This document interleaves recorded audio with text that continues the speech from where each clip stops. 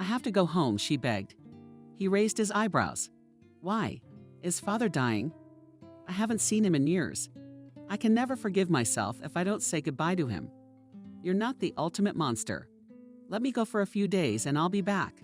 I swear to you, or let's go together. He grabbed her chin. How do you know about your father? Tell me, she blurted it out. It was the first thing that popped into her head. I met a friend at the store. She said don't lie. He didn't believe it for a second. First of all, you weren't talking to anyone there. Secondly, if someone had told you about your father, you'd have told me right away. And you only found out about it now. Someone handed you the phone, wrote you a note. Tell me, Helen didn't see any other choice but to lay it on the line, did she? Maybe then he'd take pity and let her go to her father. She showed him the ill-fated box. I see, he squinted. You're not going anywhere. Father can die just fine without you. Leo, for God's sake. Helen knelt in front of her husband. You realize you'll do a terrible thing if you don't let me go. Fate can forgive a lot of things, but it punishes for such things. The boomerang will come and it'll be interesting to watch. His tone hasn't even changed. It was just as cold and mocking. And for being so eager to deceive me. Next month, there will be no pictures of you with Helen had a terrible tantrum in her memory. She sobbed for hours locked in her room. And when she did want to come out, she realized that Leo's intention was not to let her out anytime soon. She spent about a week alone. It was good that the bedroom was connected to the bathroom. At least Helen was not thirsty. Her husband didn't bring her any food. It was a real prison. There were bars on the windows to keep out burglars. The view was of a high fence with a forest beyond. Helen didn't know when she would be released, but when Leo got the call to report that her father had died, her husband purposely came to the door so she could hear his voice. Leo expressed his condolences and said that unfortunately he and Helen could not make it to the funeral. Very busy with work. Well, as soon as they have a moment to spare, they'll come and look at it. It seemed like a week. Helen felt that her mind was tormented, and she could not tell exactly how many days had passed when Leo opened the door, could go downstairs and eat something. After that, Helen finally broke down. She became apolitical and indifferent to everything. She didn't care whether she stayed at home or followed her husband, and wherever he led her, keeping her head down. She did her homework, but she did it thorough as an automaton. When the housework was finished, she would sit or lie motionless, looking at one point. You couldn't tell whether she was immersed in her thoughts or in prostration. When Leo spoke to her, she answered him, but she answered the question. It was impossible to get a word out of her now. The question remained, why would he want such a broken doll? But it was as if he was satisfied that he had brought her to such a state that she walked like a mannequin without feelings, thoughts, and desires. That he had complete power over her. Something human appeared in Helen's gaze only when her husband placed another photograph of his daughter in front of her. She would stare at her for a long time, and the expression in her eyes would become sad, as if she were mentally talking to Emily. Then she put the pictures in the album and put it in someone's drawer. She knew that if she kept pulling out and looking at the pictures, Leo would throw the album away. Just like he destroyed everything she cared about, so she would pick up the album once a month just to put another picture in it. And so the years went by. One day, in a conversation between the couple, the number 18 came up. When Emily turns 18, I'll tell you. And then she'll decide for herself if she wants to see you. And if she does, I won't object. Helen decided to think of this day as the tipping point of her imprisonment, after which she would either have her freedom and her daughter, or she would be gone. Now she knew that it was possible not to make any effort for this not to take any sin on her soul. She would leave simply out of longing and despair. In the last month before that date, she knitted a beautiful blue shawl. It had once been her favorite color, and she hoped her daughter would like it. On the cherished day, she gave Leo the shawl package, asking him to give it to Emily for me. He grinned, but took the package. That day, he didn't come home for a long time. Helen had no doubt that he had gone to Faith. After all, she is his daughter after all, and celebrating her coming of age. When she heard the house gate open in the evening, she ran downstairs. Well, she asked.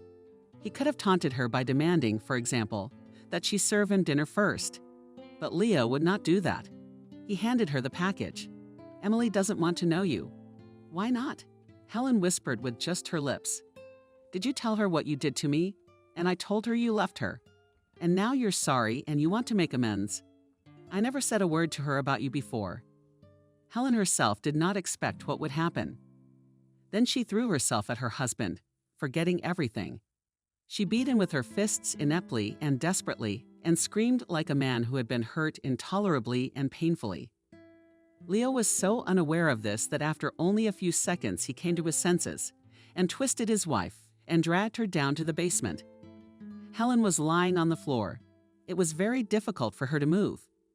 She didn't even want to raise her head, not even to turn it. The only thing the woman wanted was for everything to end here and now. She knew that Leo had locked the door from the outside. Or rather, there was an English lock. Her husband pushed her inside and slammed the door shut. Sooner or later he would open it or he wouldn't. It was all the same. When Helen tried to pull herself up, her head fell helplessly to the floor and her broken nose bled again. But Leo had never beaten her to the point of mutilating her. One has to think now, too. Nothing was fixable. It hadn't happened. Just a cruel lesson. After a while, she'd be able to walk again like she used to. But things happened differently than Helen had envisioned. When the door swung open and Leo saw his wife, he even apparently thought he had overdone it. He walked over to her and bent over. Later, Helen felt as if it was not she who had acted, but some force. Instead, she tore at her husband's leg, in a sudden sharp movement. And when he lost his balance for a few moments, she jumped up and dashed for the door.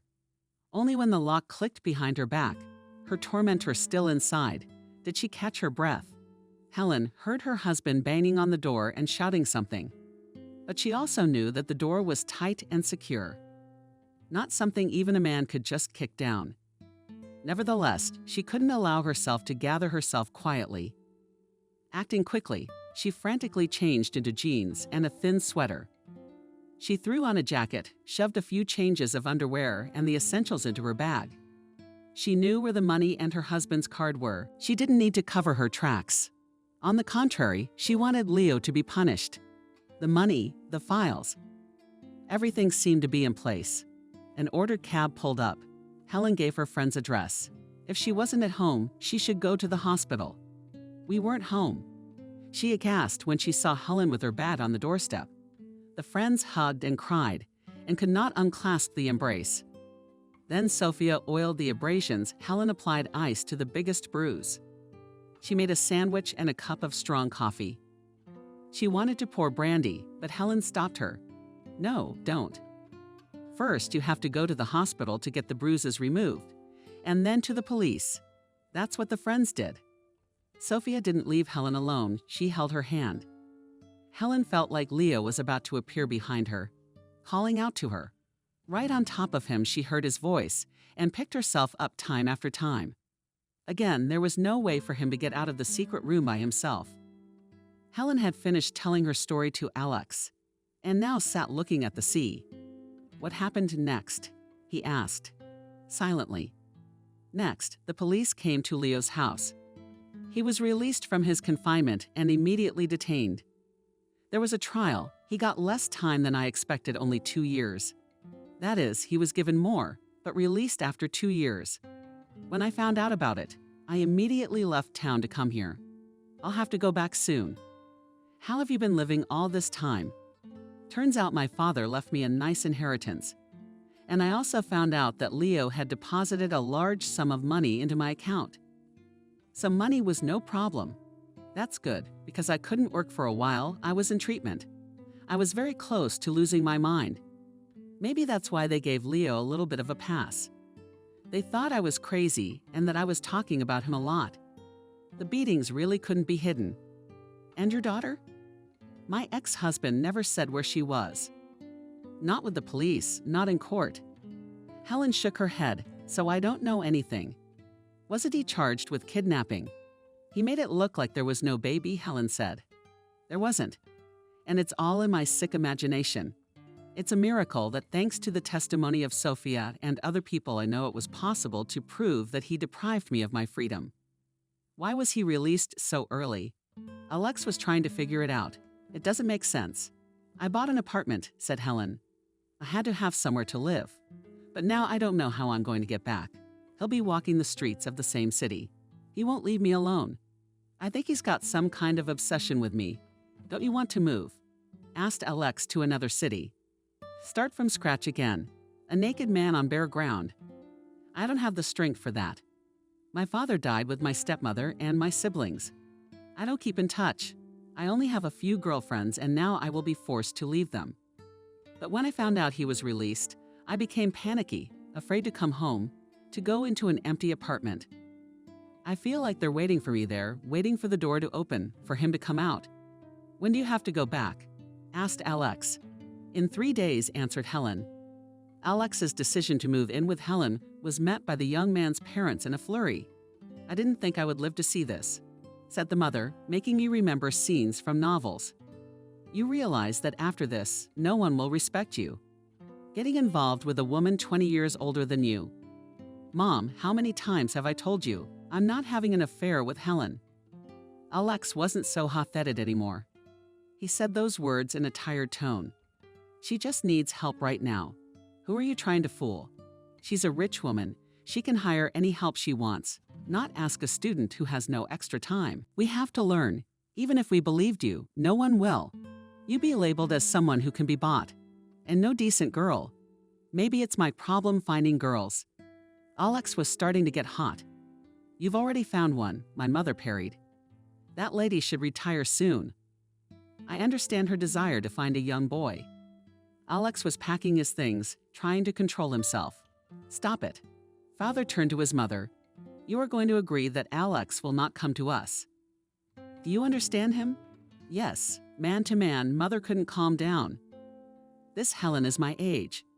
Let me get another student instead of you. What would you say then? The father switched to his son. If you don't want to live with us, maybe just rent an apartment. We'll help you pay for it. A lot of guys your age are living with girls. Why do you have such a strange choice? Are you going to drop out? Alex was already standing in the doorway. I'll drop out if everyone needs me while I'm in. He found it easier to breathe outside. Helen lived in a new house in the heart of the city. It overlooked a square. You could admire the fountains. Sitting on the loggia with a cup of coffee. Alex, the university was a short walk from here. Walking distance. He could be grateful to Helen for a separate room with its own balcony and all the furnishings of his dwelling. Not at all comparable to his parents' modest apartment. But he could see that she needed him more than she was letting on about it. Helen stayed out of his life completely, but she cared. Alex took a sabbatical and got a job. In the morning, when he was about to leave, she would make him coffee and make him something to eat, even though he asked her not to worry and not to get up so early. She would sit against him in the kitchen, watching him eat and smiling slightly. If he didn't speak himself, she was silent with her.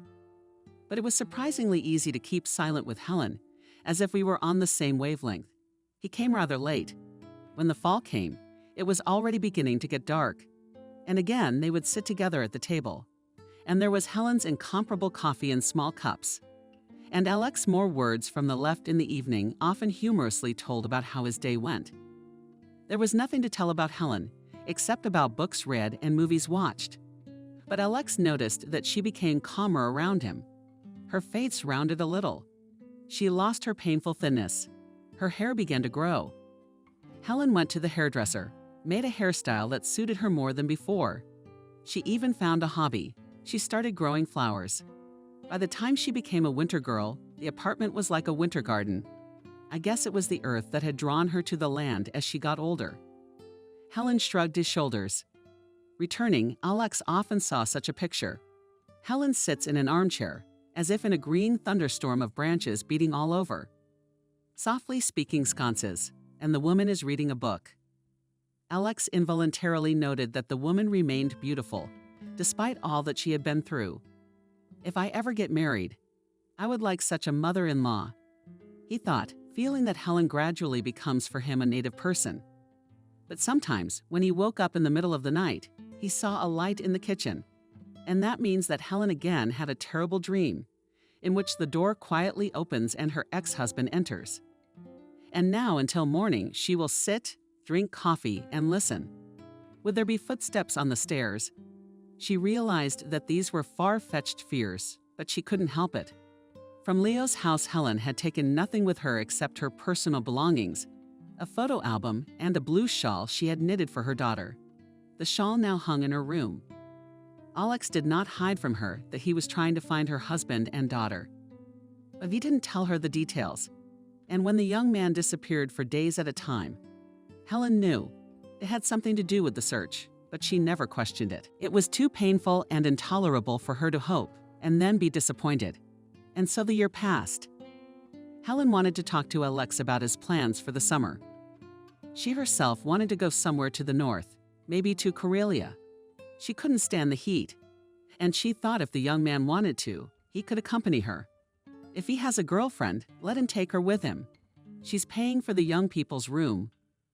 Alex's presence gave her a semblance of family, but she didn't have time to talk about it. The day came when Alex knocked on her room. "I need to talk to you." Helen looked up with frightened eyes. "Did you find out something bad?" "Leo found me. We have to leave. Will you let me sit down?" Settled across from Helen in the chair, Alex began to speak. "I found out why your ex-husband was released. Of course, not only in connection with it, but this circumstance also played a big role. Leo went blind," as Helen asked in a whisper. "There, when he was serving time, there was a fight in the zone. He got beat up pretty bad. Concussion and blindness. He was in the hospital for a long time, and he'll never see again. The doctors are sure he won't. But I wondered what he was. Why did he treat you like that? Because by the time you were married, he was already a wealthy, well-to-do man. And Emily, did you find out anything about Emily?" Helen interrupted. "Wait a minute. I was sure this behavior was more typical of someone from a marginalized background. But when I delved into all of this, he really had a rough childhood. After his father left, the family lived in blatant poverty. An old house, and there wasn't even heating with a stove and wood. The mother, whom Leo loved very much, began to drink first and then reached for other men. She would leave the house and spend the night somewhere. And the boy was left alone in the fuel rooms, sleeping in his jacket when she returned drunk, and often with some lonely woman bragging to her son about a new ring and a new dress. Leo asked Mom, "Why did you leave me for someone else?"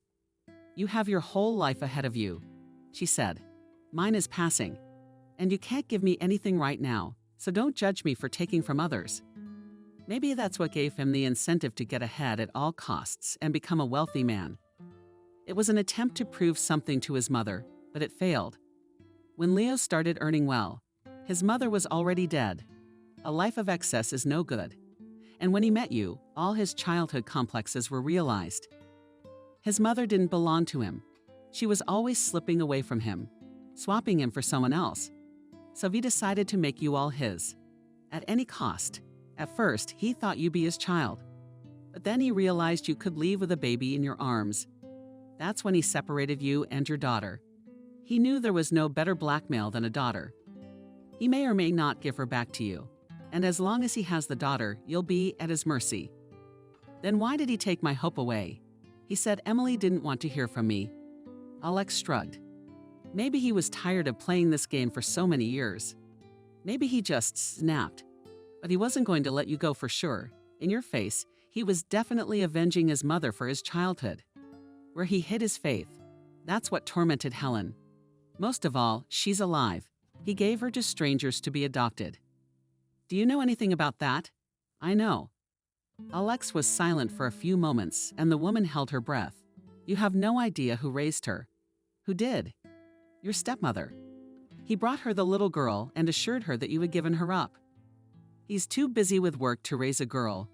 Maria really did love your father. Her own sons were grown, and she realized she couldn't give the professor's own granddaughter to an orphanage. So she raised Emily. Leo visited the girl, took pictures. Helen held her hand to her throat. She really hates me and doesn't want to know. She's at Maria's now. Come with me. Alex suggested it. I have something to show you. And I also want you to know this. I met with Vera and talked to her. Helen had long ago given the young man the keys to her car, and now the car was waiting for them at the entrance. From excitement, the woman did not realize where they were going. The city ended, the villages went on. Then the road turned into the forest. Finally, Alex stopped the car and shocked. Helen recognized the place where she and her husband had once spent their honeymoon. The cottage by the lake. It had recently rained and the air was filled with the smell of pine needles, earth, and leaves. There was a small pier next to the cottages. It was empty now. It seemed that there was not a single living soul here, but it only seemed so. Helen did not immediately see on the landing in front of the cottages in a chair sat a man from the worst with gray hair and dark glasses. Helen would not have recognized Leo, but reason told her that it was him. And standing next to him, leaning toward him, was a girl. She was saying something to the old man, stroking his arm. Then the girl threw her head down. She was as fair-haired as her mother, and with her noble features she resembled her grandfather. For a minute she and Helen looked back at each other. Helen wanted to walk toward Faith, but realized she couldn't move. Her legs were failing. Alex, apparently sensing her condition, took her firmly under the elbow. "You are not angry that I decided to treat a little?" he asked quietly. Helen did not immediately realize what he was talking about. Emily said something to her father and slowly walked towards them. The closer the girl came, the more Helen's doubts grew. No tests were needed here, no questions asked. This was her baby girl, the one she had given birth to and held in her arms only once in her life. About 10 paces away, Emily stopped. And only now Helen noticed that on the girl's shoulders lay a blue fishnet bundle. The handkerchief was the same one that had hung in Helen's room a while ago, and looking at which she believed that she would give it to her daughter someday. Subscribe and click the bell. She's so uncomplicated. Ethan smiled, and his smile was surprisingly gentle and dreamy. Who? John wondered. They were in a nightclub, but the loud music didn't stop them from talking. Separate rooms with excellent noise insulation were provided for solvent clients. The guys were not just solvent clients, but also regular and very generous with tips. Therefore, this small but very cozy office with panoramic windows and a mirror ceiling was, you could say, assigned to them. So who's the uncomplicated one? Ethan snapped out of his dreamy reverie and for some reason whispered, "Slaga, she is such a..." Listen, I honestly haven't met anyone like her. Her father owns a tire shop, a businessman, a hard worker, and the girl is not spoiled by life at all. I asked her where she likes to vacation. So she told me, you know what she said? You won't believe it. She says that at the cottage father says fishing, and they then from this fish caught, food cooked, fry it, and with boiled potatoes eat and soup still. Liar. John stared at me. You're a fool. She's playing a joke on you, and you believe it. What kind of girl would have fun like that, as if she's already retired? That's ridiculous. No, wait, I see what's going on. Where's their summer house? Did you ask? Maybe in Cyprus, maybe. No. It's just a little tree, 40 miles out of town, inherited from my grandparents. And that's where he and his daddy have their place of power. They go fishing, pick mushrooms, berries. Listen, she can make jam, and she dries mushrooms and pickles them. What a great girl. She says she starts her mornings with exercise and douses herself with cold water to avoid getting sick. No, but have you ever seen such girls? Not in the movies, but for real. Everybody else has a fitness center and a personal trainer and a healthy diet, and she's exercising in cold water. Aha! And fried fish and chips, plus jam. You're looking for exotic, aren't you? John asked me glumly. I don't even want to ask where you found it, but I'll advise you as a friend. Get rid of her before it's too late. You don't know these country girls, and they're clutching, she'll grab you and that's it. You won't realize how married you'll be, and then you won't get divorced. She'll grab everything she can reach, and you'll be left without pants. Oh, come on, don't make me sad. Ethan grinned. You haven't seen her, Clara. She's like a Cinderella, friendly, kind, and good at everything. Her eyes are like this, and all the time she seems to be surprised. I'll order her a coffee and a cake, and she'll have a happy look on her face. At the Moody's, take her hand in the dark, and she is already shining all over. And when I kissed her for the first time, I think she then even the whole night could not sleep. Nay, she's so cute and sweet, you could fall in love with her. Did you fall in love? No. Ethan wrinkled his nose and looked like a hedgehog about to sneeze, but then changed his mind. What kind of love? I've been with so many girls, I don't think I'm capable of falling in love anymore. You remember Thumbelina, don't you? I got bored beforehand. That's 100% me. And the girl? What about the girl? Well, beautiful but funny, but you'll meet another, even prettier, even funnier. If you fall in love with every girl, you won't have enough days in your life. John suddenly winked conspiratorially at his buddy. Listen, doesn't she have a girlfriend? Because you tell me so deliciously, I even thought I might be missing something in life. Jam, for example. You look for it. Ethan said arrogantly and burst out laughing. Come on, don't be so slow. Go to any cheaper club. There are 100 of them per square meter. And all hungry, you'll treat them to a cocktail and take them to your place. John remained silent, and Ethan suddenly felt sickened by his own cynicism. Ethan had been living in a sticky jam for a month now. It had started out so nice, so funny. Clara, in her colored sundresses, with her long hair and perpetually surprised look, her willingness to admire everything he said, to rejoice at any, even the cheapest gift. Ethan sometimes bought the girl the cheapest chocolates on purpose, just to test her reaction, but she was as happy about them as if she'd been given diamonds.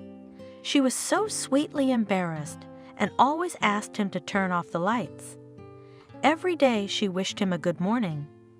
Yes, everything was so light, funny, plush, like a video clip of a couple in love releasing into the sky, balloons, hearts, and then, holding hands, going to an ice cream parlor.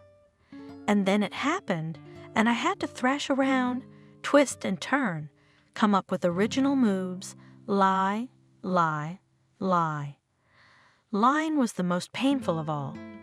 Ethan was more and more confused, with no idea how to get out of the horror that had come over him and pinned him to the ground. The horror looked exactly like the two purple stripes, parallel to each other, on a pregnancy test. It was the test that the idiotic Clara had presented to him by calling and scheduling an urgent appointment. Come right now, please, she asked. I have such news. In short, come. What's wrong? He asked, surprised. Have the aliens taken over the planet? Ethan, this is not a phone call. Come quickly. It's very important. I'm waiting for you. The girl didn't bother to explain. Ethan was very worried then. The demand, the urgency. It was something out of Clara's repertoire if she said it was urgent. Intuition, of course, was not dormant.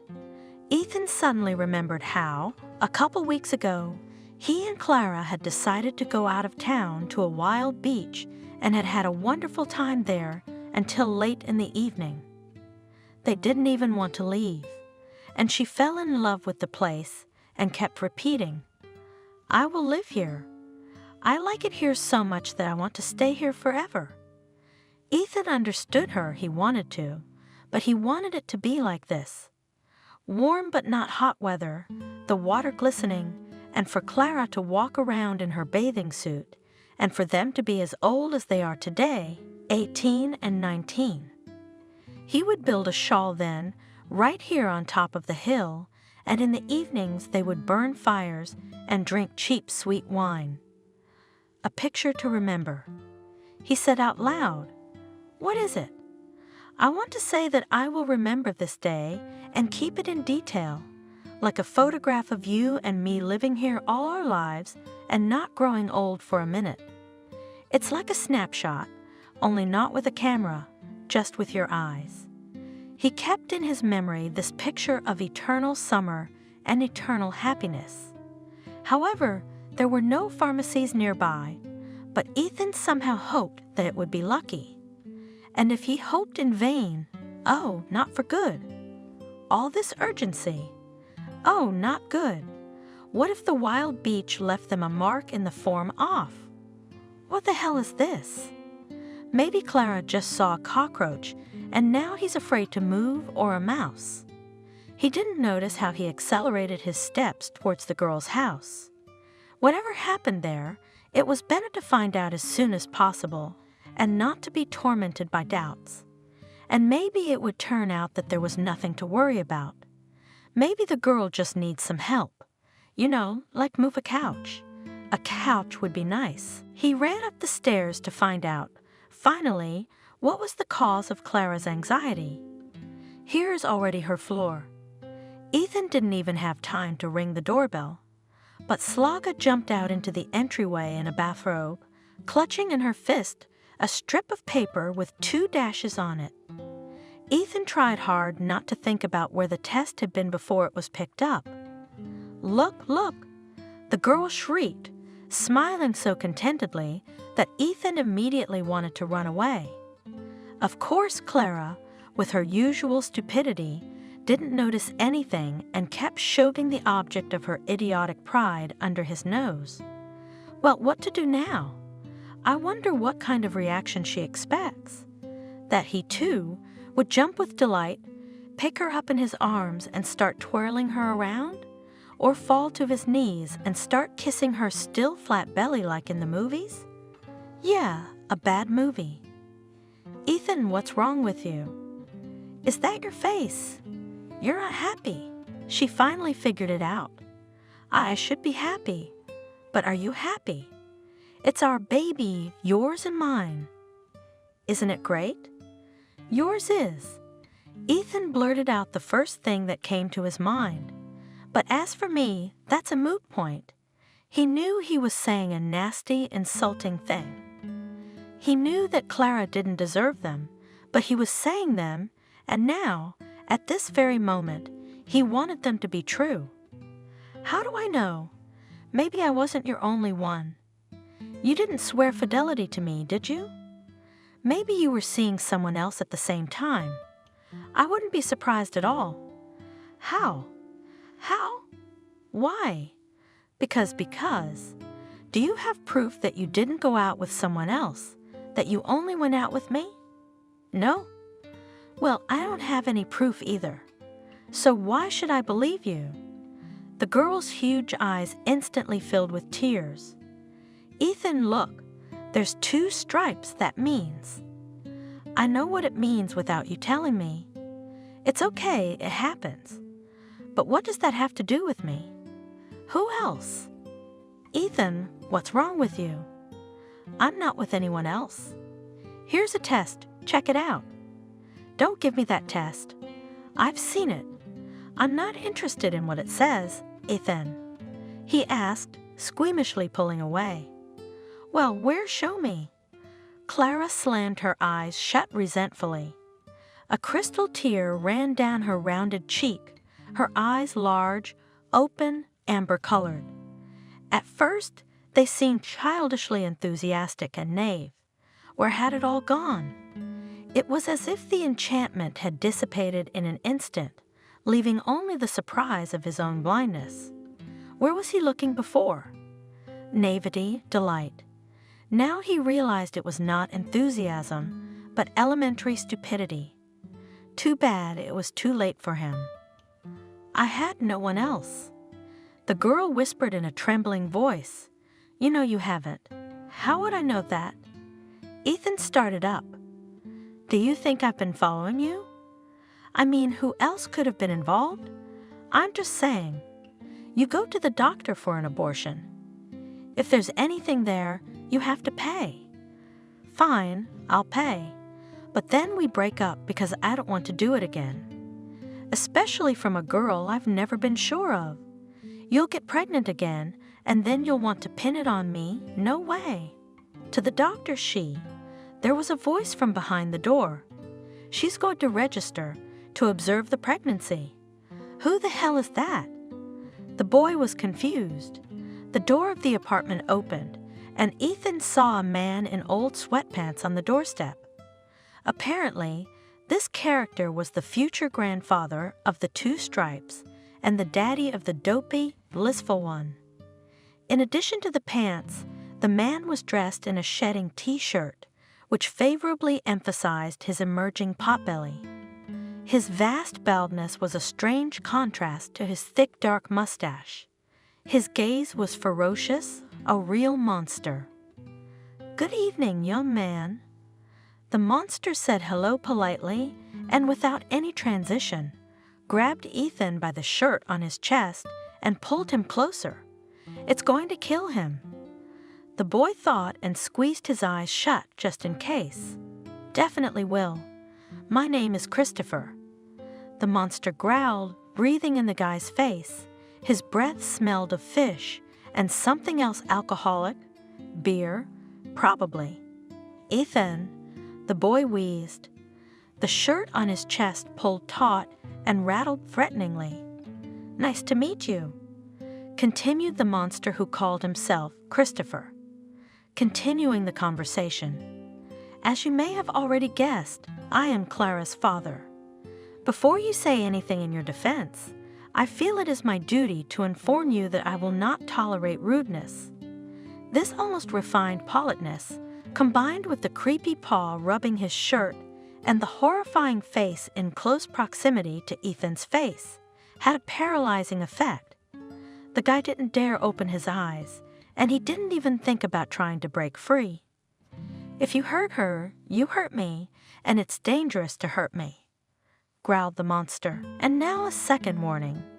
You will marry my daughter, because my grandson must be born in a legal marriage. Maybe you have not yet had time to propose marriage, Clara, as befits a decent man. Well, now is the time to do it now. That's what you were going to do, like a real man, not a trashy little bastard, right? Am I right? Am I right? With each new phrase, the monster shook the guy vigorously. You're right. Yes, yes, of course. That's a smart boy. Christopher, unclasping at last his mighty hand, carefully smoothed Ethan's shirt and patting him paternally on the cheek. Because if you had been a shameless scoundrel, capable of abandoning a pregnant woman, I would have made a cutlet of you and fed you to my dog. And now I dare not disturb you anymore. The monster smiled and disappeared behind the door. Ethan slid along the wall and sat down on the floor. Is your father crazy? He asked. Or does he always act like that? Or only with guests? The girl glanced at the door and pressed her finger to her lips. Speak quietly. Daddy's hearing is phenomenal. He can hear everything through 3 doors. You'd better be quiet. We're getting married then. Ethan mumbled and covered his face with his hands. It's a nightmare. It was impossible to believe what was happening. The next day, Christopher personally drove the couple to the marriage ceremony and made sure that the applications were written in the proper form and accepted as they should be. At the same time, he kept glancing at Ethan as if he expected the groom to run away or act crazy. Clara said you're not a poor guy. He said it after the applications were filed. Of course, it's good to have something to live on while my wife is at home with the baby. Well, how are you doing? What do you do for a living? Where? Nothing, mumbled the guy. Work is bad now. They pay me a trifle everywhere. Christopher nodded. That's true. But no one ever got rich on a paycheck like that. You should try to organize something yourself. All right, it's solvable, but what do you live on? My parents give me a little. They've got.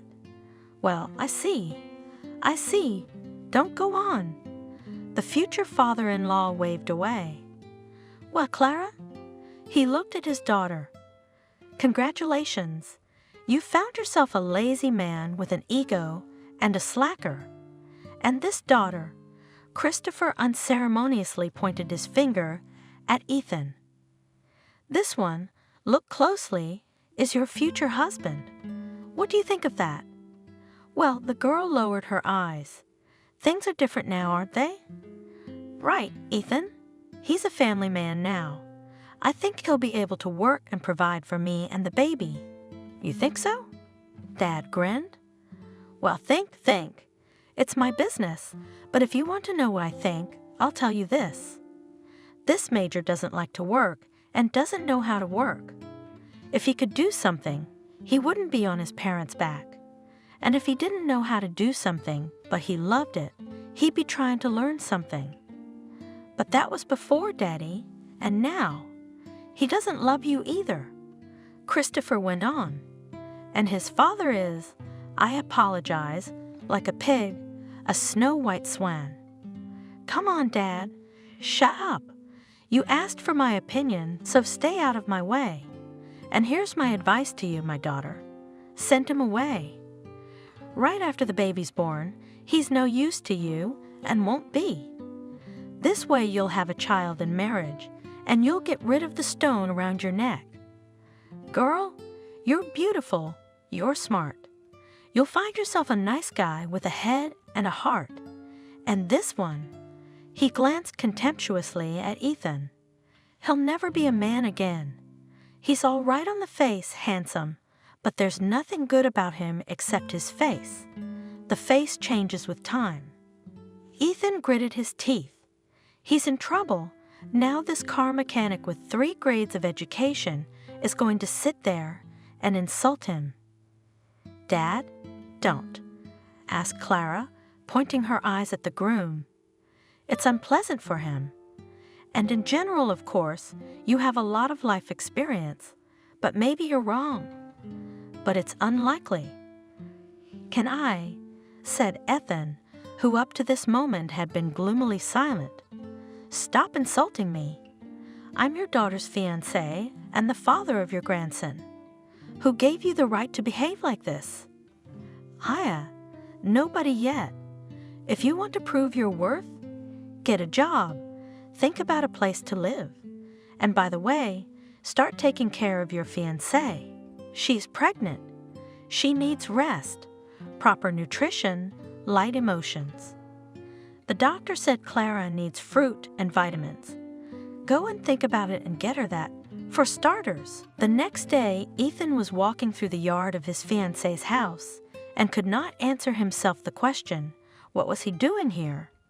A heavy bag of fruit and vitamins for Clara was weighing down his arm. Humanitarian aid for pregnant fools and very heavy. Christopher opened the door for him himself and held out his hand for the bag. Did you bring fruit?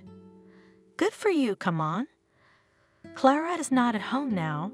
I sent her to the cottage in the morning. Let her get some fresh air. She'll be back on Thursday. I'll tell her you came by. Ethan was not invited to come in, and he remained standing, staring dumbfoundedly at the cheap sodden door. Why am I here? Again he asked himself, but there was no definite answer to that question. Most likely because not to come to leave Clara, no matter how stupid she was, would be to agree with the characterization that this disgusting type, her father, had given him. And also because he was scared. This really Christopher, a man without a tower, such a man will unscrew his head and then surrender to the authorities, but only unscrewed, it is no longer screwed back in place. Screw it all and skip town right now. And then what?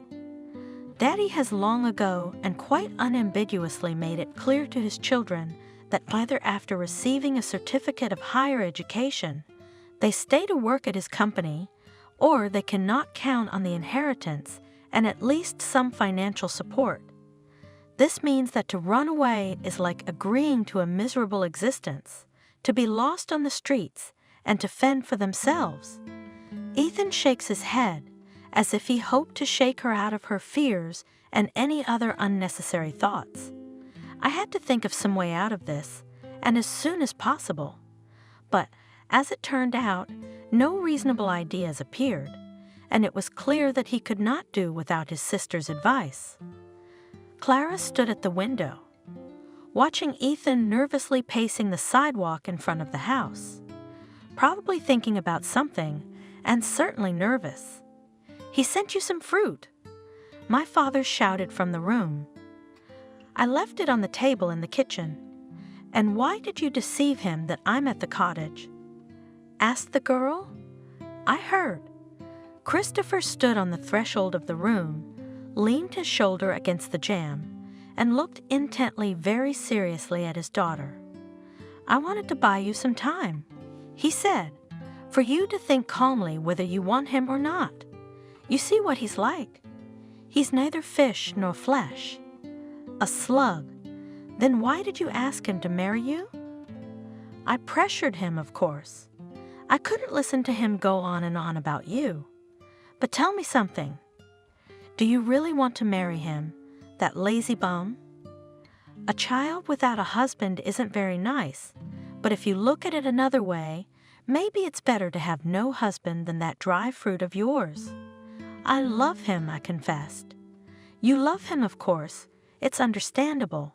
While you were dating, hugging, kissing, all was well with you, but it's the same for everyone until there are no responsibilities, no children. He's a handsome guy, looking in love, holding your hand, talking nicely. Love, carrots, all those beautiful things. And how did things get complicated? So where did it go, his love? I heard everything. He didn't tell you, Clara. Even though we didn't plan it, we'll get through it and I'll be with you, no matter what you decide, did he? He didn't, did he? No. He started talking about how the baby might not be his and other nasty stuff that made me want to throw up. And I'm not squeamish. I was. So let me ask you a different question. Will you have something to love him for when the passion passes? And it will pass. Can you believe me? There will remain the character of a man, his deeds, for what you can respect. You can despise, you can love, and you can hate. Will there be something to love him for then? Clara lowered her head and bit her lip. Daddy, she said after a short silence. I don't know now. Ethan was the prince from the TV series.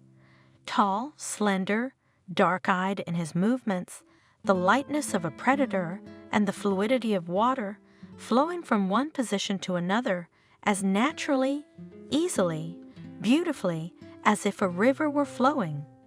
And his speech was like a river, as smooth, unhurried, and sometimes like a noisy stream. Clara thought he must smell of water.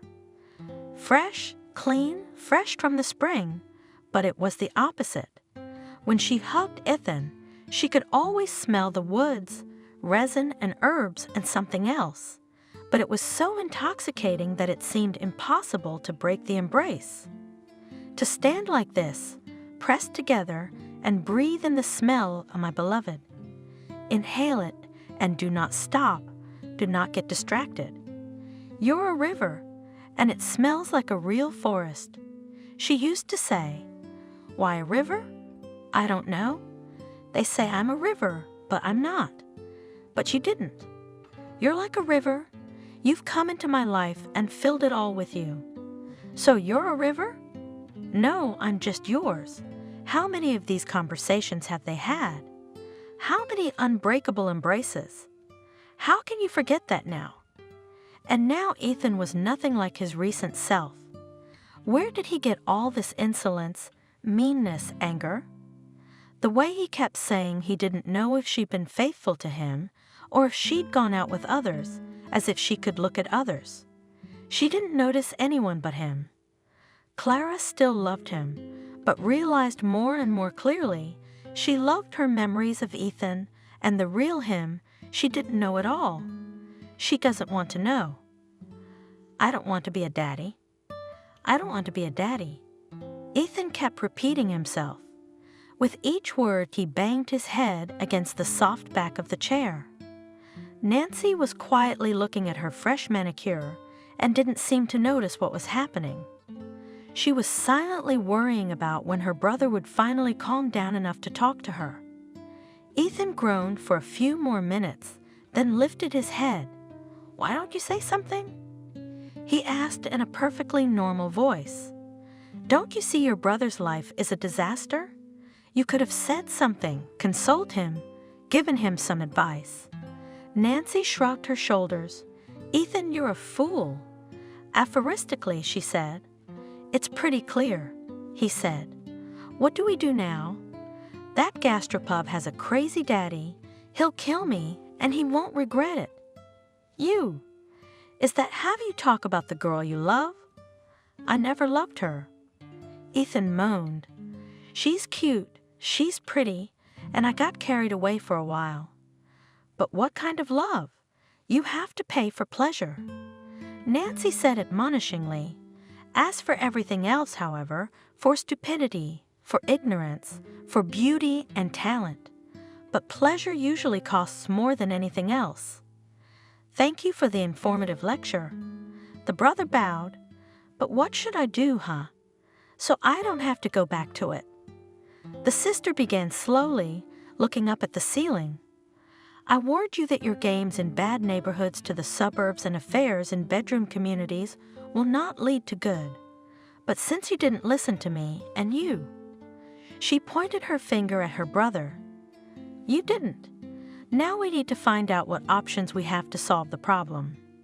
The first option is to offer the girl money for an abortion and make sure she gets proper care and maintenance. Dad, tell her that horror, spontaneous miscarriage, but you will cope. You can overcome this grief together, supporting each other." "You don't know that fool, Clara." Ethan said glumly. "There's no way she's going to go along with this. People like her have only one goal in this life, to have a bunch of children like a pig and sit among them contentedly while a man works for her and all this litter. So this option is out." Nancy stated nonchalantly. "Let's move on to the second option. It's simpler, but also more complicated. Say it. Leave everything as it is and raise the child together." "Wow. One option is better than the other. Do you have any other interesting ideas?" "A third option. I haven't thought of a third one yet. Maybe I should just drop off the radar," sorely suggested the guy. "Why?" "It's quite possible. Just change your phone number, leave, and that's it. There'd be no place for us to cross paths with her then. He grinned. We'll be on different paths. And her dad's a crazy tire man. He won't be able to find me." Nancy shook her head. "No, my dear brother, that won't do. I won't say the platitudes about the fact that if you do, you'll lose your father's financial support in no time. That's half the trouble, if you ask me. Money can be earned. The trouble is, you're incapable of taking care of yourself. And do you know why?" "And why is that?" asked my brother. "Because the created problems need to be solved, and you just want to merge quietly, disappear. Yes, almost all men do that." Ethan was indignant. "You'd think. And that's why they almost all live as they have to." The girl said, "They work for miserable wages, live in shanty towns, and in the evenings drink the cheap liquor they're sold under the guise of beer. That's pretty much all of yours. You want to be like that." "What's that got to do with it?" "It's got everything to do with it." Nancy sighed. "That it's not those who run away from problems who live well, but those who aren't afraid to face them. Those who solve them. You have a problem, and you want to run away from it. In that case, how long after you get your inheritance will you be on the street? If, of course, you get it at all, and not crawl back under your parents' wing after you've been fired for stupidity from your supermarket cashier position? Inheritance. Ethan grumbled. What's there to talk about now? Dad's health is good. That's fine. It seems to be as far away from the inheritance as the moon. But it'll come sooner or later. And frankly, I wouldn't want you to give up your share and then settle down to support me, said the sister. There was so much cold certainty in her tone that Ethan felt uneasy. Nancy was, unlike her brother, the pride of the family, a strategist's mindset, independence, the ability to make quick decisions and put them into action, and a persistence so persistent that God forbid she should dream of it. A robot, not a woman. Ethan joked, but deep down he admired his sister. That's why he ran to her for advice whenever he had the slightest difficulty.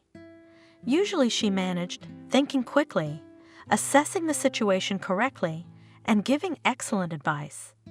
But today, it seemed that even Nancy could not give him any advice, but she spurred his own imagination. "You're a good girl, sister," he said and clapped his hands together. "I think I've figured out what to do." The beer was disgustingly diluted. Ethan forced himself to swallow what was already in his mouth, but he set the mug aside. The bulky man sitting across from him was also his future father-in-law. He looked at the guy with bewilderment. "Do not like it?" he asked. "You'll have to excuse me, Christopher," replied Ethan. "You know, I'm not very good with beer." But I couldn't explain to this fat and aging man that beer was at least something you could try at Oktoberfest before it became too popular. Well, or at least in the Czech Republic. And what you can buy for pennies at the supermarket is not beer. It's rat poison. Suit yourself. He smiled. But I like to drink beer in the evening at work. You know, you get tired, so here it is. He lifted the bottle. Relaxes me, relieves stress, and puts me in a positive frame of mind. Ethan nodded politely. That's what my father says. Christopher immediately seized on the mention. He's a good man, your father, a hard worker. By the way, it's about time we got to know each other. What do you think? Because look, you and Clara are about to get married. You'll soon become parents, and we haven't even seen the matchmakers yet. It's not right. Yes? Ethan mumbled uncertainly. But, you know, we have such a family, such a... Well, family is family. The man interrupted him. Whatever they are, they're our own. You just bring them to us, and we'll make friends. Ethan was silent. You're in trouble, you idiot. You're in trouble. He should have listened to his sister, because she'd always told him to socialize with people in his own circle. And she was right on the money, you bastard. Well, what? The son of an entrepreneur, for a minute a man with 2 higher education, who for fun is studying a 5th foreign language, may have in common with the daughter of the owner some lousy tire shop. He's just a common bastard anyway, and his daughter is the same, even if she is beautiful. Fool! Ethan berated himself for the umpteenth time this evening. If you want a taste of tart exoticism, you can have it. You know he lied, following a momentary burst of inspiration. I don't want you to meet my parents because I'm embarrassed, because they're, well, how should I put it, unusual people. Do they drink? Christopher raised his eyebrows. So, yeah, sure, it's a scary thing. But you can talk to them. If they want to quit, so I will organize treatment. I have a brother in New York just from addiction. He's a great doctor. He's got a whole clinic. Sure, yeah, I'll have to talk to them about it. Maybe they'll agree. That would be very good. It'll be fine, Ethan, as long as they want to live sober. The boy's got his head down. I'd like to postpone your acquaintance after all, especially since Clara's pregnant. Why should she go to all this trouble? She doesn't. But will they even come to the wedding? I guess they said they'd try, but they didn't make any firm promises. So we'll meet them in a week. Christopher shouted contentedly and took another big sip of his disgusting beer.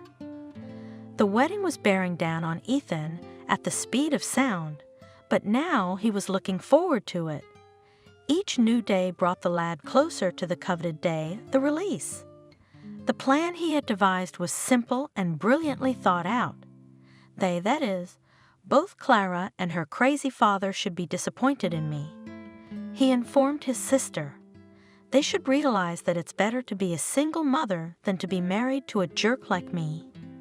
With tireless energy, he invented new ways to convince the bride, especially the future father-in-law, of his repulsive nature. When do you think you'll get a job? Christopher snapped at him. Your bride is not an elephant. 2 years pregnant will not walk. But I'm looking for something. Ethan turned around. I haven't found anything yet. All right, you'll come to my tire shop. I'll teach you everything myself. I'll pay you well. If you work well, you'll start earning well. This conversation was repeated with depressing regularity, and in the end, Ethan saw a suitable occasion to demonstrate once again his unsuitability for family life. The only thing left to do was to summon up the courage. I don't want to work. Bluntly, he declared one day to Clara and Christopher. Why should I? My parents still give me money, and as soon as the child is born, I will also get an allowance from the state. How much did Clara find out? But no matter how much it is, it's still money. And when the baby grows up? Asked the girl anxiously, looking at the groom. The allowance will end, and the older the child, the more money is needed for him. The allowance will run out, but Clara, the parents won't. Ethan assured her. And when it ends and but so then there will be an inheritance, and not a small one. By the way, I've already decided what we'll spend it on. We'll buy a big house and rent it out. It's for passive income. You do nothing and the money drips. It's beautiful. And you and I will go to Thailand. Life is very cheap there. We'll have enough rent money for 2 people. Why 2? What about the baby? Or don't you plan to take him with you? Oh, Clara, Ethan said reproachfully. You can't just think of yourself. Where do you want to take the baby? To Thailand? No, you can't even ask me that. Of course, you shouldn't take the child with you. Because of the climate change, insects, kindergarten, school, medicine. In short, we'll leave him here. Let Grandma and Grandpa take care of him, and we'll go there to rest. We can come and visit once in a while. But wait, Ethan. Why? Christopher stepped in. I think it's a great plan. We can implement it. At least I'll make a man out of my grandson. Daddy will not teach him anything good. Right, Clara? You're starting again. Offended, Ethan said, and was silent for a long time. That's how you try to offend me, to humiliate me. And for what? Because I want to arrange everything so that Clara and the child would be happy. It's better to separate mother and child. Ethan was silent, but in his heart he felt that he had just won a small but important victory. Let them continue to think that he was a foolish, worthless, twitchy idiot from whom nothing could be expected. The next day he showed up at his fiancée's house drunk and diligently made noise in the entryway, until Christopher peeked out of the apartment and threatened to call the police. Oh, come on, Dad. Ethan swung the bottle in a cartoonish fashion. Some of the wine spilled over his head and ran down his face. Ethan wiped away the alcohol and licked his palms. Christopher looked at him in disgust, which was exactly what the groom's script called for. Oh, he said, smiling stupidly. Can I call you Dad? Dad? Dad is just right. It's you. Go home, Christopher advised him. Go before I turn you into the police. So how do you go home? Ethan was indignant. I'm here to see my sweetheart. Yes, Clara, yes, my little darling. Come here, come here. He pinched his bride's cheek. I can't do anything without my Clara. I can't do anything without her, Daddy. I can't eat, I can't sleep, and I can't see you, said Christopher. Get out, and don't you dare breathe your booze on my daughter. You'll come back when you're sober. Having waited a few more days after the drinking performance, Ethan again came to the guests and demanded a wedding present from his future father-in-law. So you don't have to worry about what to get us. You know how they give us all kinds of awful junk, and then people agonize, they don't know where to put these gifts. So let's make a wish list, like some people do. Do what? Well, wish list means wish list. The guests will familiarize themselves with it, and then everyone will decide what to give from this list, and there are only the necessary things. I think you'll give us an apartment, he said, but I'm telling you right away, we need a 2-room apartment, a child. And what will your parents give? Christopher grinned. Maybe a summer house? You put it on your wish list. The child will need fresh air and vitamins. By the way, I've already looked at a nice cottage near the city. All communications are already pulled up, sewerage, water, electricity. There is near a pine forest, very clean air, and there is a garden, so we won't have to grow apples ourselves. Daddy? Clara laughed, but Ethan stopped her with a gesture. My parents will support us, he said habitually, adding a note of resentment to his voice. Isn't that enough for you? Christopher sighed and shook his head. Unfortunately, yes. If they had raised you to be a man, I'd be much more grateful, honestly. Clara, he turned to his daughter. Why do you need such a husband? Maybe you'll change your mind while there's still time. Daddy, the girl was confused. You wanted to have a child in marriage, didn't you? I did. Dad didn't disagree. But look at him, that father. Then such a father, maybe it's better. Clara, Ethan raised his head in offense. Do you see what's going on here? Your father wants to separate us. Are you just going to keep quiet? Let the child grow up without a father? Because you see, Christopher, you don't like me, do you? Clara smiled and waved her hands. Honestly, Ethan, it seems to me that you yourself want us to break up. I just don't understand why you won't say it openly. Because your crazy dad would cut me to ribbons. Ethan thought, but he only said one thing out loud. Don't be silly, the wedding's in a week. His sister was skeptical of Ethan's plan. It was her nature to be skeptical, she said, and she was probably right. But Ethan still believed in his own strength. Just a little more to go, just another week. They're already at their limit, barely hanging on. Just a little more patience, and the wedding day's in a week. My sister reminded me. Exactly. Ethan exclaimed happily. Exactly. That's just about the day of the wedding. And that's when I'm going to have my main gig, after which, oh, Nancy, I'm going to have such a party to celebrate my release. We'll go to the Canaries. We'll get some people together. Rent a beach and party from morning till night till the ambulances come for us. Sister only gave me a sharp shoulder. Let's see if your idea doesn't fail, she snorted. Don't say gop until you've jumped over it. I've already jumped over, my dear sister. I have. Ethan laughed and hugged Nancy tightly. Clara was pensively going through the countless ruffles on her wedding dress, the dress itself hanging on its hinges on the closet door.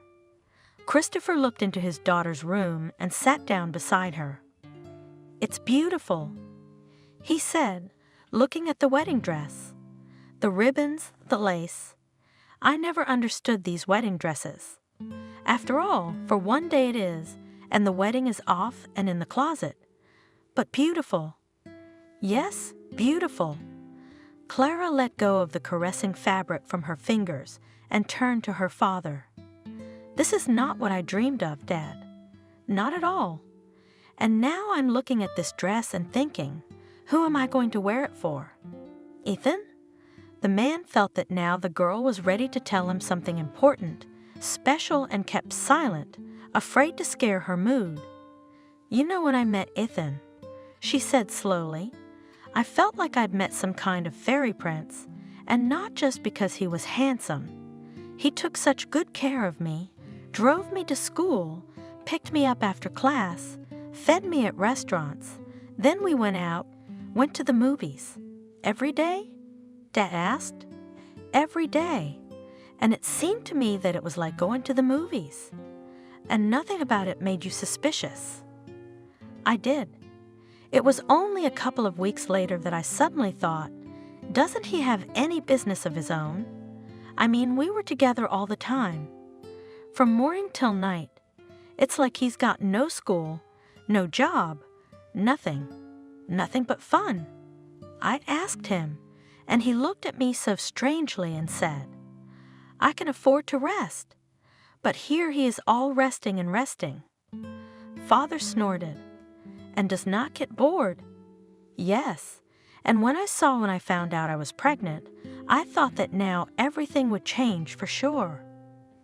Ethan will realize that now he can't go out like he used to, thinking only about pleasures. That a child will be here soon, and that's a responsibility. You have to think about the future. But the further I go, the more I realize that he's not going to think about anything. You see the way he acts, it's like he's getting cocky on purpose. Christopher didn't know what to say. And what can you say? Clara saw and said it all herself.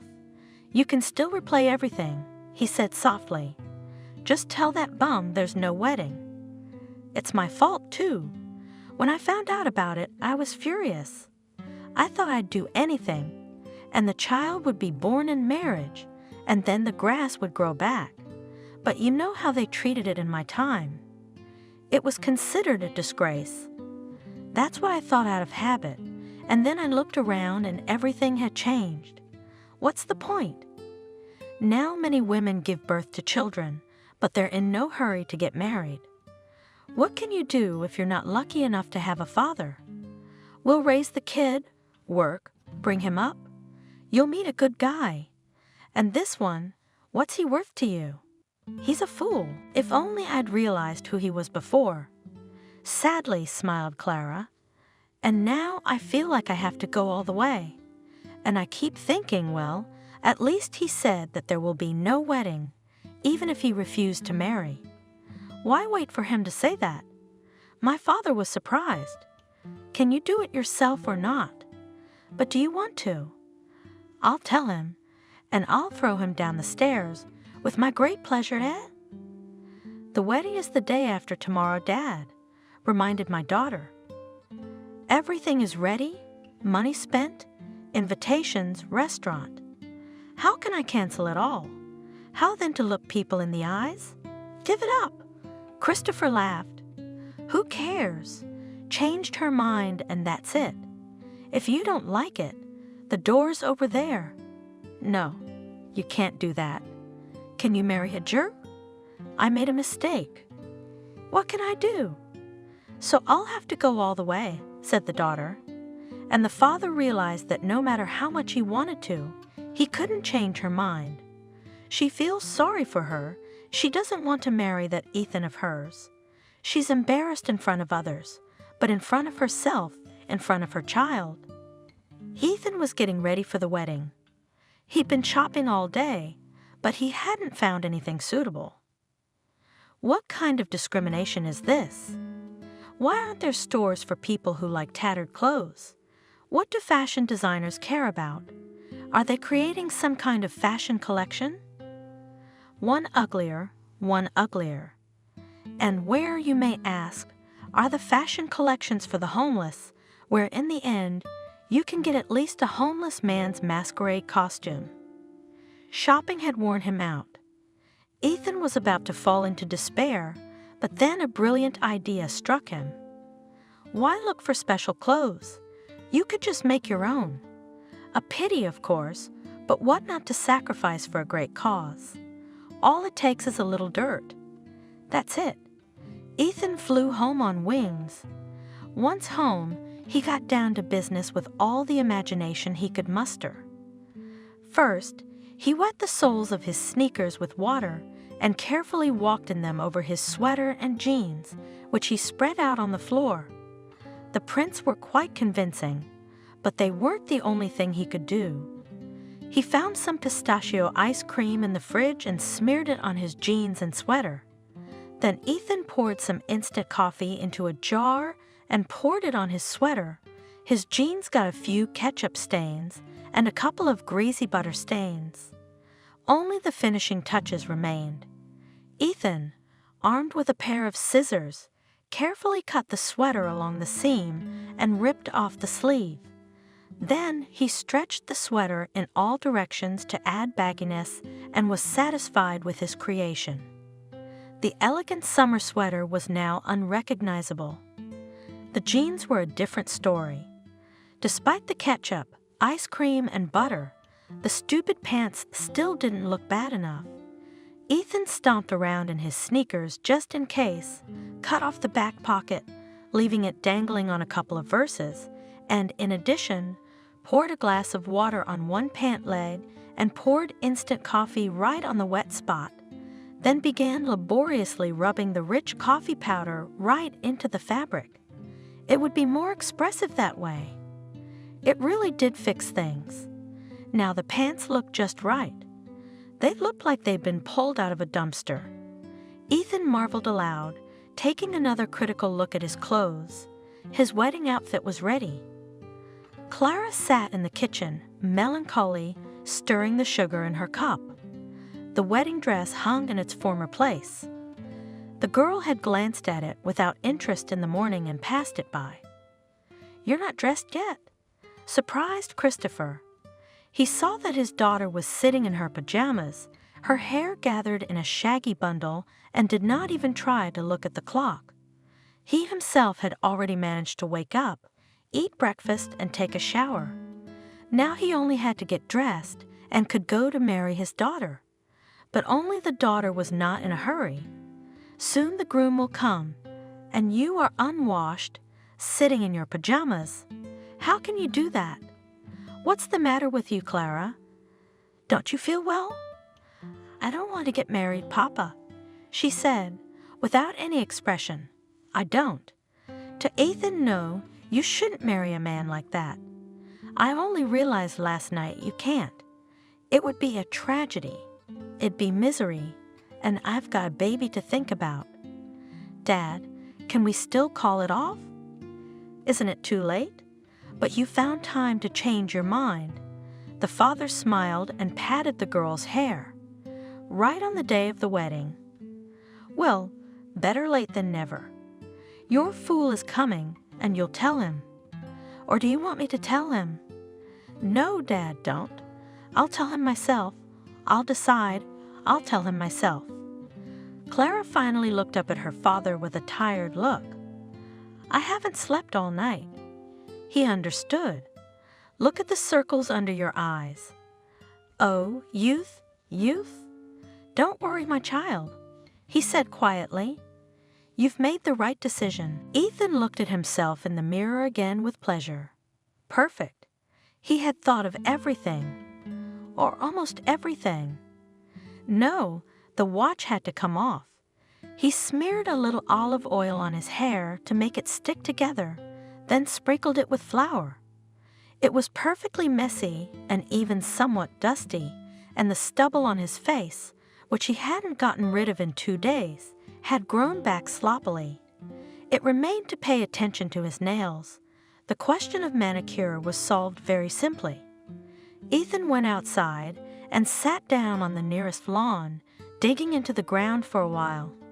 His sneakers, which he had also covered with earth, looked a little more civilized than necessary, and the guy got rid of the laces.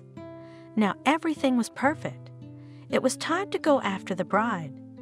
Just before Clara's house, Ethan stopped and took a few deep breaths and exhaled.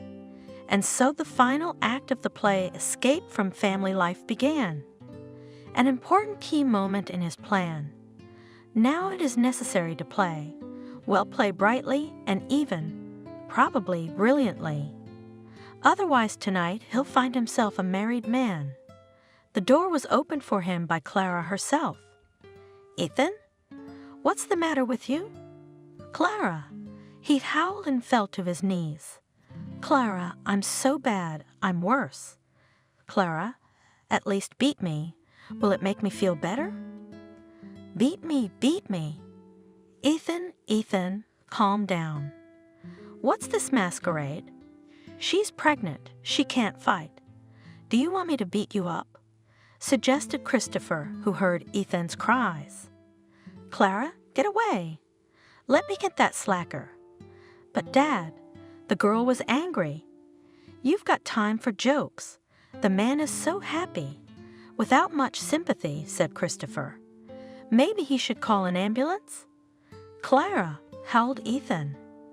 "Clara, my darling girl, my favorite, how are we going to live with you now?" "Daddy's broke. They took everything from us for debts, every last cent. There's no money, no real estate. They took away all the shares. We have nothing left. How are we going to live now? How can I marry you now? My beauty, my Clara, my darling, my darling, my darling. Don't be silent. Tell me something, please." "Oh," the girl sighed. "Thank God, honestly." "What?" Ethan stopped howling in surprise and raised his head. "Clara, we can't get married now, can we?" "That's a good thing," she said sincerely. "I'm sorry, Ethan. It's probably my own fault for not saying it sooner. But you realize that.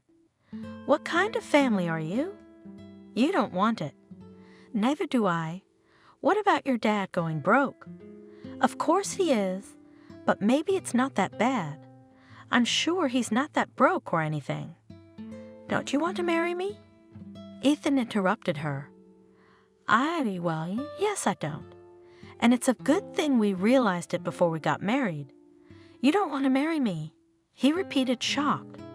Clara sighed. "I don't. I'm sorry." Ethan rose to his feet and looked at the girl resentfully. "So I've been freaking out that now we can't get married. And you? Fuck you. Have a nice stay."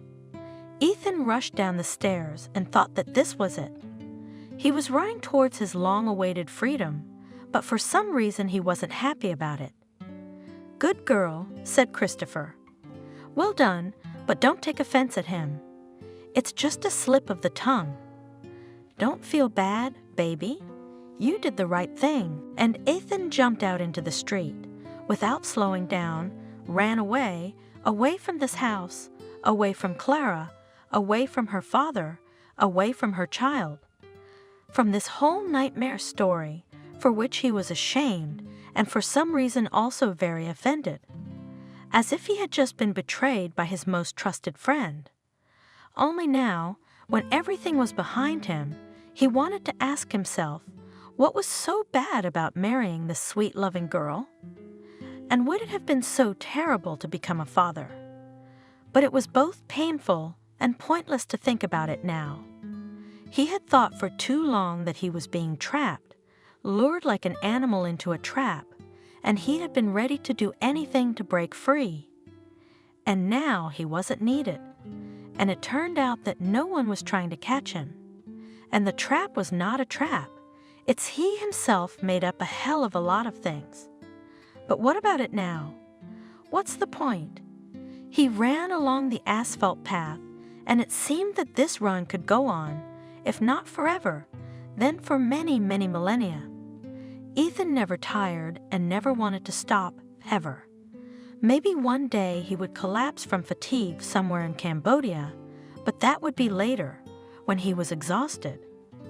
Only then, and not before. But this time life decided everything for him. A persistent phone call made him stop. What? Ethan bellowed into the receiver. It was Nancy.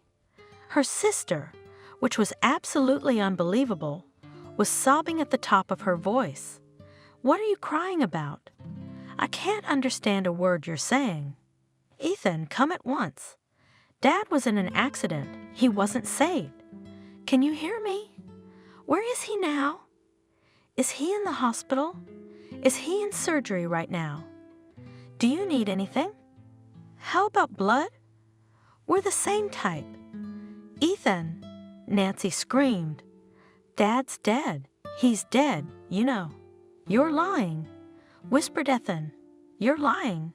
Aren't you, Nancy? I don't believe you. I don't believe you. I don't believe you. He shouted so loudly that an elderly woman with a dog on a leash, passing by, flinched and stepped away. I don't believe you. Ethan shouted, I don't believe it. You're lying. Nancy, I don't believe you. But he did. Nancy wouldn't joke like that. He knew it. I'm on my way to the lineup. Set the sister through her tears. You come too. I can't on my own. Come, I'm waiting for you, Ethan. Will you come? I'll come, he whispered. I'll come right now. The rest of it went on like an endlessly sad movie, and everything Ethan remembered was somehow very vague. No matter how hard Ethan tried, he couldn't remember how he'd gotten a cab and gotten to Nancy. He only remembered calling his sister from the car and trying to find out where he was going and where she was waiting for him. And Nancy was sobbing, mixing up addresses, couldn't remember anything. Then she handed the phone to someone and the address was found. Ethan found her almost unconscious, sedated. He had to identify his father's body. Ethan had heard that morgues could be cold, but for some reason he felt neither cold nor warm or anything. His father lay covered with a sheet, and when Ethan looked at his face, he saw almost no damage. That pleased him for some reason. Why? He couldn't remember that either. Maybe he just didn't want his father's face to be disfigured. The funeral, another moment of reverence, lingered in his memory. Ethan only remembered that his sister, despite her grief, had been able to pull herself together fairly quickly and had looked solemnly calm at the funeral, standing at his father's coffin. Ethan was not calm, and he was not calm either.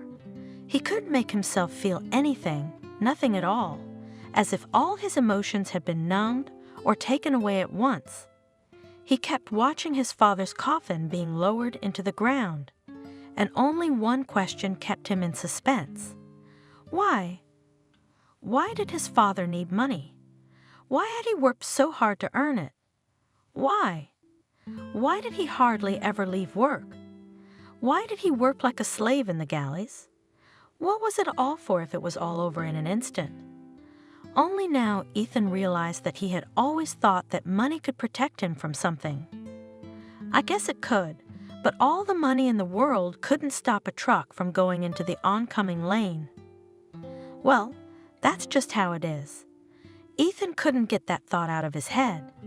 And then, sitting next to his sister at the reading of the will, it all became so unimportant. The money, the share in the business, the stock. What did it matter now? He thought about whether his father had time to look up at the sky. How often did he go out with friends? How many times have he sat on the ocean and watched the fiery, tropical sun sink in? Had he ever even seen the ocean? Or had he never had time to go on vacation? Somehow, that was all that began to matter. Nothing else. Hey, he looked up. Nancy, did you say something? I couldn't hear. You know, it doesn't matter though. Nancy. Ethan put his hand on his sister's shoulder. I want to give up my share of the inheritance in your favor. What? She was confused. What are you saying? Dad made a will for both of us, and you're saying you want to give up everything. Why, of the two of us? He smiled.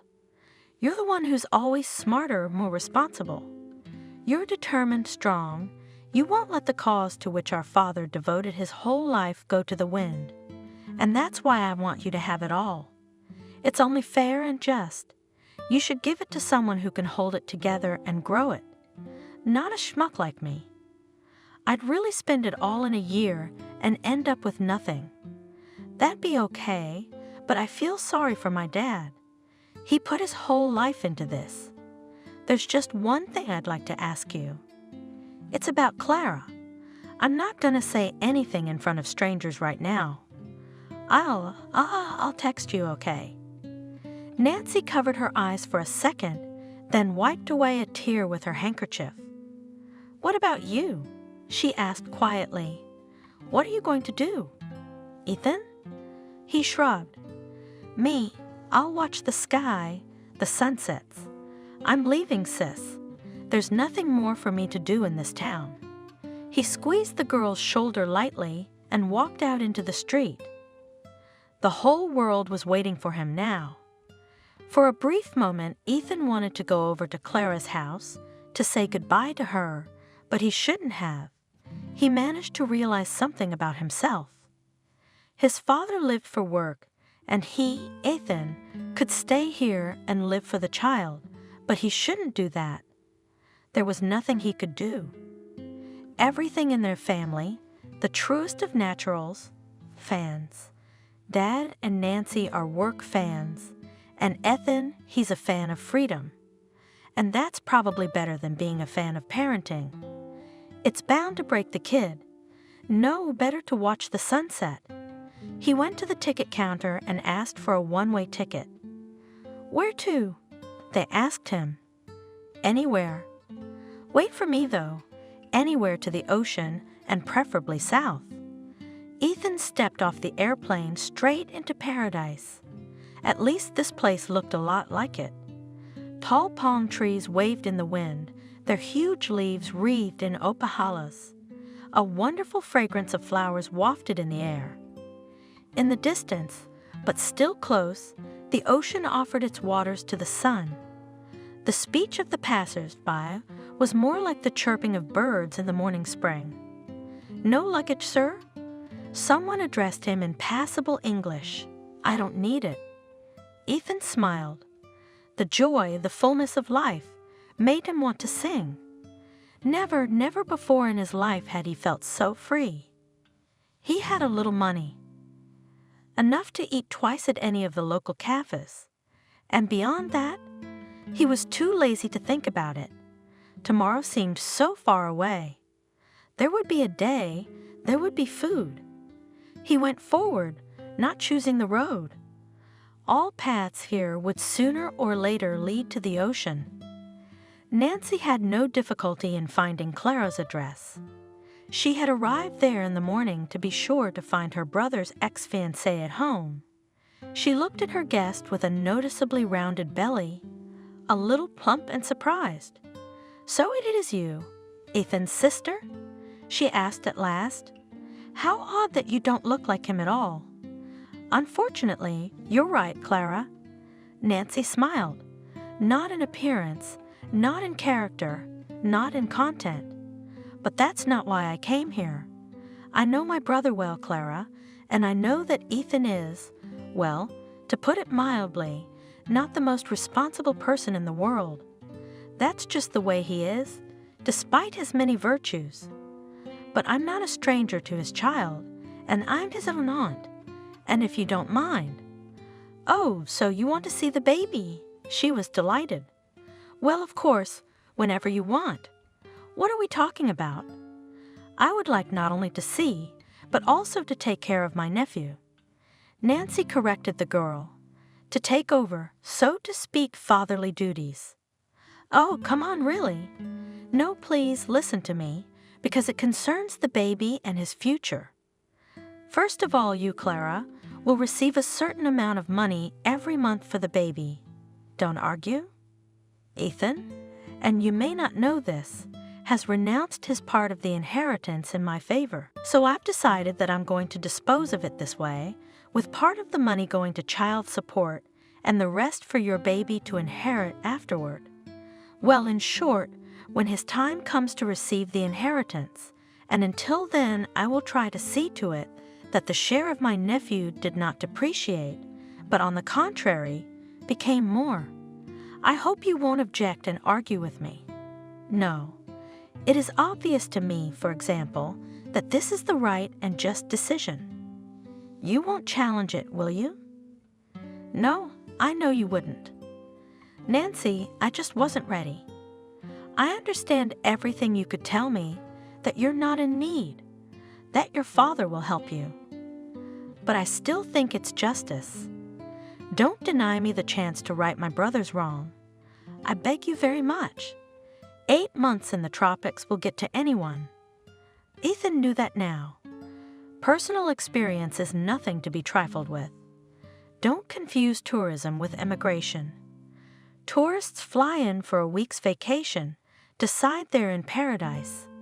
Here, the sun is always shining and the ocean breaks its waves on the shore, and over the shore carried snow-white seagulls. For some reason, he realized now that it was time to go home.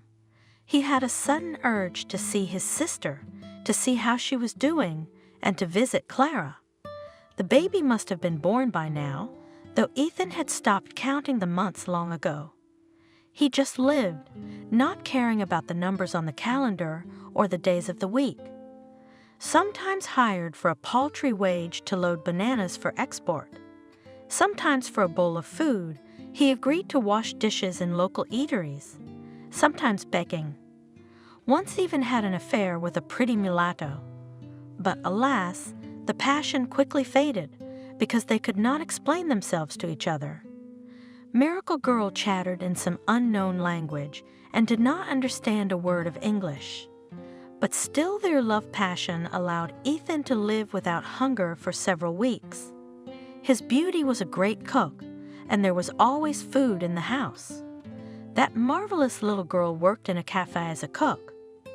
There was a brief period in this strange life of his, full of coincidence, when Ethan got involved with a local gang, and for a while he robbed them and ran away from the police. Though, to be honest, he hadn't had to run away very often. The police here had an easy time turning a blind eye to a lot of things.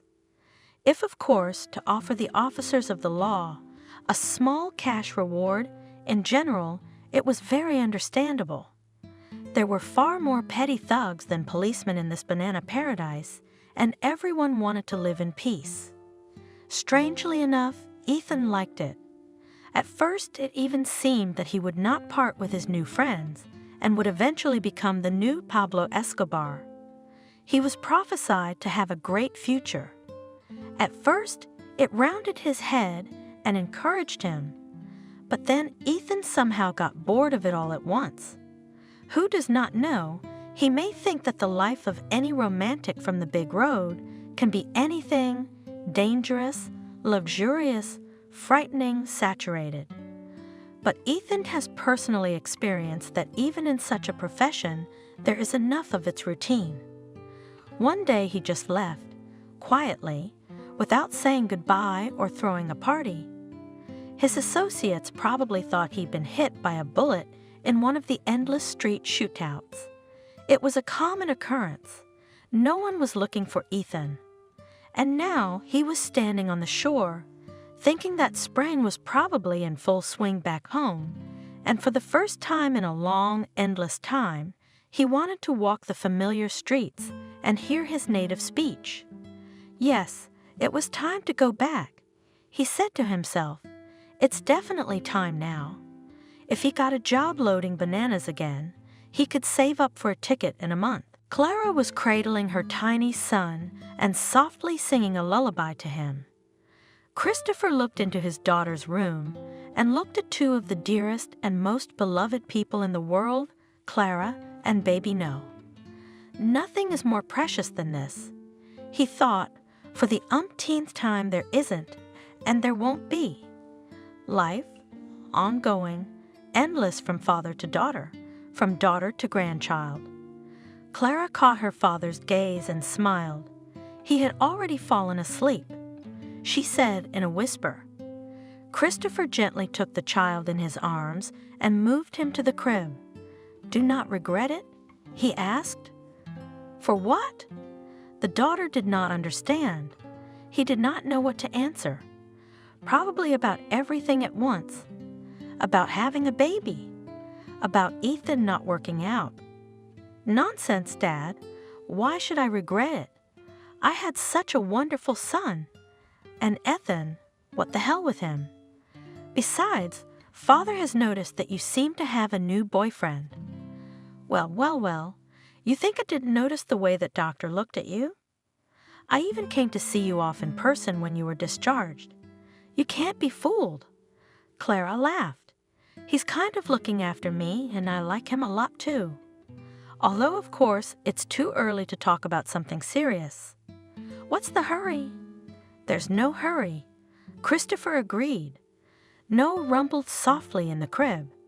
Clara came over, but her father gestured for her to stop. "It's all right, I'll do it." He rocked the crib quietly and sang a lullaby to his grandson. Clara looked at her father and her heart warmed. The eternal circle of life from parents to children, from children to grandchildren. And nothing is more important than that nothing. Ethan. Nancy shouted when she saw her brother on the doorstep. He was terribly overgrown, dirty, and dressed in some strange rags. A veritable shambles. But it was her brother. She couldn't help but recognize him. "How I've missed you, little sister, how you've become." Nancy had clearly crossed the threshold between angular girl and young beautiful woman in a matter of months. She had put on a little weight, but it suited her remarkably well. Her cheeks, shoulders, and breasts had plumped up. Her movements had become fluid, and she had dyed her hair a couple of shades darker, just enough to accentuate her fair skin and emphasize her eyes. "How beautiful you've become." Ethan said sincerely, "And you?" "I've been going places no decent person should go. I'll tell you about it someday, or even write a book." Later, his sister interrupted him. "Tell me the most important thing. Did you come back for good? I mean back to a normal human life. You see, I need someone I can trust." "No, Nancy, I'm sorry." He even put his hands out in front of him, like he wanted to protect himself from his sister's words. "I can't. I wanted to see you. Just to be home. It's been a while, but you can't ask for more than that. I wish I could help you, but it's not my thing. Constancy, business, home, I'll only make things worse. I'll run away at the worst possible moment." "Then what?" "But maybe you could at least think about it." Nancy suggested it. "It's not like I'm suggesting you chain yourself to the office. We could find you something remotely, even something as simple as that, for starters. And then before you know it, you'll be up to your neck in business." He stopped his sister gently. "It's not for everyone. Sis, people like you like it, but it doesn't suit me at all. No offense to me, but suit yourself." Nancy lowered her head with a sigh. "I'm sorry, of course, but I suppose it's true. Everyone should do his own thing, what his soul is drawn to. You've grown up, sister." Ethan grinned. "So have you." She answered him in the same tone. "You haven't changed either." "Have you been to see Clara?" "She's married, but I'm still doing what you asked me to do. She gets good alimony, and when your son gets older." "Thank you, Nancy." Ethan meant what he said. He didn't come in. "You don't need to bring anything up. She's doing well, and I'm glad of it. She's a wonderful person, very kind and sincere. Everyone would be happy to have such a wife. But not you." My sister smiled sadly. "I am not suitable for Constancy. When it catches up with me, I get mad and start doing such a wild thing that I am ashamed of myself. Why should I ruin a good woman's life? Let alone my own child. Does she have a good husband? Yes, a very good husband. He's so protective of her and the baby. They're very happy, both Clara and No. I think in a couple of years they'll give No a brother or sister. Well, that's good. Ethan smiled. And now I'm going to go. It was good to see you. Bye. Will you at least spend the night? My brother smiled nonchalantly. I'm not used to sleeping indoors unless the weather's really bad, and then I get nervous. But today it's warm. It felt good to be out on the city streets at night. Not that Ethan was looking for trouble, but somehow he was lucky. Or maybe it was just that it was peaceful at home compared to the tropical paradise. He'd never once run into a mugger, never had to deal with hooligans looking for someone to beat up. You could say the city at night was favorable to him. The streets were bright with streetlights, storefronts, and car headlights. He liked to sit on a bench and look at the road, cars passing by, everything like in life. Everyone goes his own way, and someone will get to the goal safely, and someone because of daredevillery will get into an accident, but will get off only a fright. And some, I didn't want to think about them. Ethan had become a surprisingly friendly man.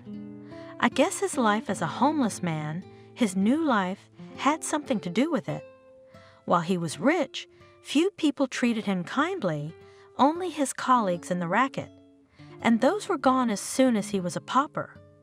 But now he was helped not to die by strangers, whom he knew had only enough. But kind grandmothers' traders sometimes treated him with apples from their stalls. The cook at the street kiosk once took a long look at Ethan squatting on the curb with his alms bowl, then beckoned him over and gave him a huge, freshly cooked shawarma. And that man in the entryway who wouldn't let the scandalized neighbors kick out in the rain, a vagrant. These are such rays of kindness in a cruel world. You look at it and you become kinder yourself. And even his seemingly bitchy sister. How happy she was to see his brother. How she persuaded him to stay and return to civilized life, to settle down. But she didn't succeed. Ethan had become too attached to freedom. And freedom he now understood as the complete absence of attachments to addresses, cities, people. Ethan would be howling with longing in a week if he were to go back to his old self. And no money was worth it, no money ever. Today he found a good spot right across the street from the restaurant. People come out of there nice because they're full, and if they're drunk, the catch could be great. True, they were often chased away from fish places, but if you don't worry and try to be inconspicuous, you might get lucky. Without any nostalgia, he looked at the huge, brightly lighted windows and polished steps at the entrance.